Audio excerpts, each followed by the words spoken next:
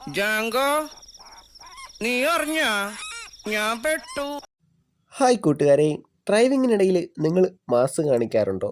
Mass കാണിക്കാൻ ഇറങ്ങി മാനം പോയ കുറച്ച് ആളുകളുടെ വീഡിയോസാണ് നമ്മളിന്ന് കാണാൻ പോകുന്നത്. അപ്പോൾ എല്ലാ കൂട്ടുകാർക്കും വീഡിയോയിലേക്ക് സ്വാഗതം.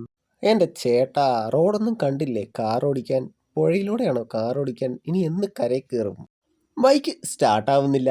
ഒരു വണ്ടി വിളിച്ച് അതിൽ കയറ്റിക്കൊണ്ട് പോകേണ്ട ആവശ്യമേ ഉള്ളൂ. എന്നാലും പുള്ളിക്കാരന് ബൈക്കിൽ തന്നെ പോകണം. എന്തായാലും ആ കൊതി അങ്ങ് മാറിക്കിട്ടി. കാര്യത്തിൽ ഒരു തീരുമാനമായി. ഇനി എന്തായാലും വണ്ടി വിളിക്കണം. സ്പീഡിൽ പോകുമ്പോൾ എൻജിൻ ചൂടാവുന്നുണ്ടോ? എന്നാൽ ഇങ്ങനെ ബോണറ്റ് തുറന്നു വെച്ച് പോയാൽ മതി, എൻജിൻ പെട്ടെന്ന് തണുക്കും. നമ്മുടെ സോമൻ ചേട്ടൻ്റെ ബുദ്ധി കൊള്ളാം. എന്നാൽ സോമൻ ചേട്ടൻ്റെ അനുജൻ്റെ ബുദ്ധി നോക്കണേ. എൻജിൻ തണുപ്പിക്കാനായി വണ്ടി മുഴുവനായിട്ട് ഒരു കുളത്തിലേക്ക് ഇറക്കിയിട്ടുണ്ട്. എന്തായാലും ഇനി എൻജിനും വണ്ടിയും എല്ലാം എടുത്ത് കട്ടപ്പുറത്ത് വെക്കാം. ആ പരുവം ആയിട്ടുണ്ട്. ഇതൊരു മാസ് പ്രകടനം തന്നെയാണ് കേട്ടോ. കാറ് പുറകോട്ട് ഓടിക്കാന്ന് വെച്ചാൽ നല്ല ധൈര്യവും നല്ല ബാലൻസും വേണം, എന്നാലേ ഈ പണി നടക്കൂ.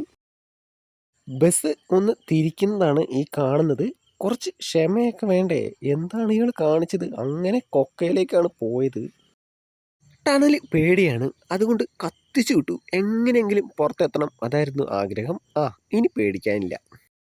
ഒരു വള്ളംകളി മത്സരം നടക്കുകയാണ്. എന്നാൽ ആവേശം കുറച്ച് കൂടിപ്പോയില്ലേ? ഇത്രയും വേണമായിരുന്നു. ഇനി നനഞ്ഞ ജെട്ടിയും പിഴിഞ്ഞ് കരയിൽ തന്നെ നിൽക്കാം.